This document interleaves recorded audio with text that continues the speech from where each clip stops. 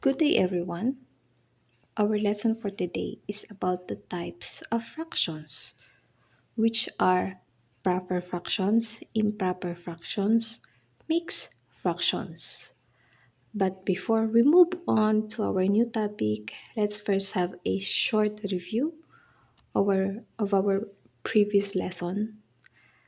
I'll just put the link below in case you want to check our earlier lesson. Now, as I have mentioned before, a fraction represents a part of a whole. Okay, for example, you have a pizza and you decided to divide it into 8 equal parts, and you took one slice. The slice that you took is what we call now the part. Parte lang siya ng buong pizza. Okay, let me repeat. A fraction represents a part of a whole. You know now what's the meaning of the part, which is itong isa na kinuha natin. What about the whole? Okay.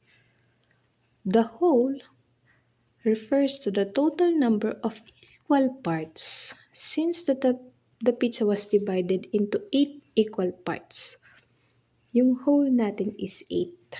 Okay, anong value ng part natin? Isa lang, di ba yan? Yung whole natin, ilan yung pagka-divide mo? Walo. So, ibig sabihin, pag pinagsama ko yan, yung part and whole, when we combine the part and the whole, we form a fraction. Just using the definition, part and the whole. Yun lang ang ginamit ko. Yung part tapos whole, pinagsama ko lang siya, kaya nakuha ko yung 1/8. Okay? But then, always remember, the number you see on top, which is yung 1, or the part that you took, is what we call the numerator. And the number at the bottom, or the whole, is what you call the denominator. Remember that. Always remember this. Because if you don't understand this, you may not understand our today's topic. Kaya, review ko muna siya. Dapat alam niyo muna yung difference between the numerator and the denominator. If not, okay, balik muna dun sa una na lesson. Or kung hindi, kung naintindihan na to, proceed na tayo sa next. Okay.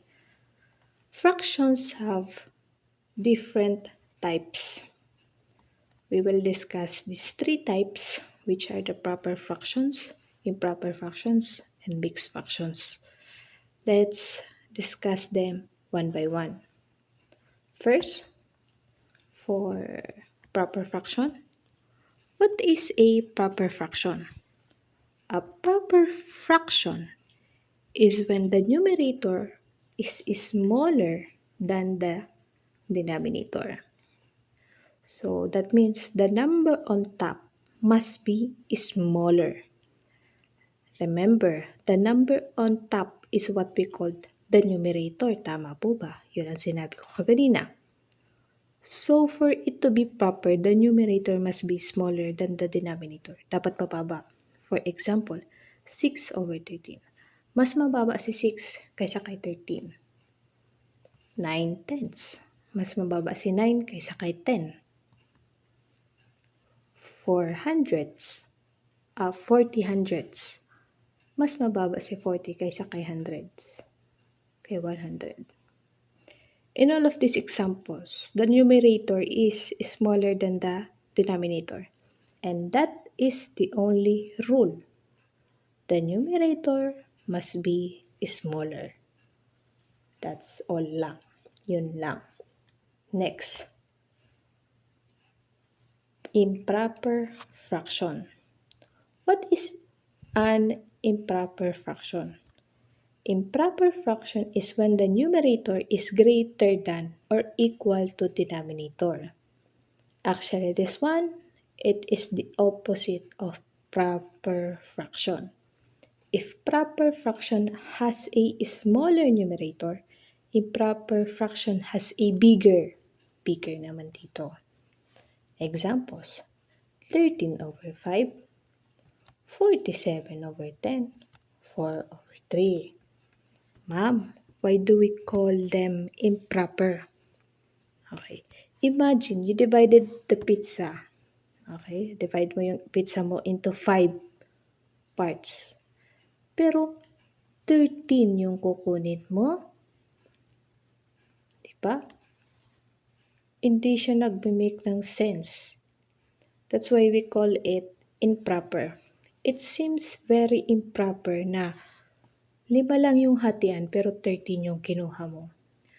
You took more than what was agreed upon. Parang ganon. Parang example siya ngayon ng corrupt. Diba improper yung pagiging corrupt? 5 lang yung hatian, 13. Halos doble yung kinuha mo. Napaka-improper niya. Tama po ba? Next, same with this. 10 yung hatian, 47 yung kukunin mo. Improper. 3 yung hatian, 4 yung kukunin mo. Napaka-improper niyan. Yun na po ibig sabihin ng improper fractions. Next, kung naintindihan nyo na to, let's move on to our next topic, which is the mixed fraction. Mixed fraction from the word itself, mix. So, ibig sabihin, combination lang siya ng whole number and a fraction. This one, 7 and 1/5. 7 1/5 pala. No S. Fraction yung 1/5. 7, whole number. 1 and 4/9. 4/9 is a fraction. 1 is a whole number. 5 and 2/8. 2/8 natin is a fraction. 5 natin is a whole number. Kinumbine mo lang siya. So basically, yun lang. Combination lang siya nung dalawa. Now, I have some exercises here that you can try to answer on your own. You may pause the video so you can solve them. Let's try this. Identify what type of fraction is being presented. Madali lang siya. For example, 6/8. Is it proper, improper, or mixed? You may guess. But then if your answer is proper, correct po kayo dyan. Proper yan. Okay ha? Imagine 8 yung hatian, 6 lang yung kukunin mo. Okay, tama naman. Proper naman. Hindi ka naman sumobra. Okay. Next, 9/4. This one, is it proper or improper or mixed? It is improper. Okay po? 4 lang yung hatian. 9 yung kukunin mo. Napaka-improper talaga. Next, number 3, 3/4. Is it proper, improper, or mixed? It's proper. 4 yung hatian, 3 lang yung kukunin mo. I think okay naman siya, proper naman siya, hindi ka sumubra sa hatian.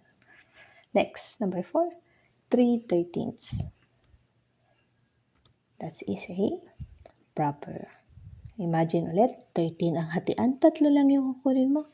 Very good, napaka-proper. Hindi ka naman sumubra eh. So, okay lang siya. What about number 5? 1 and 9/10. Oops, yan pa lang, ang bilis na makita. Automatic. Yan ay mix. Bakit mix? May whole number, tapos may fraction. May mix na talaga yan. Number 6. 31/19. Proper, improper, or mix? Of course, improper. Napaka-improper niya. 19 ulit yung hatian. 31 yung kinuha mo. Sobra-sobra naman ata. Tama. Now, if you got them all correct, great job. Congratulations. If not, that's okay. You can always go back and review the lesson.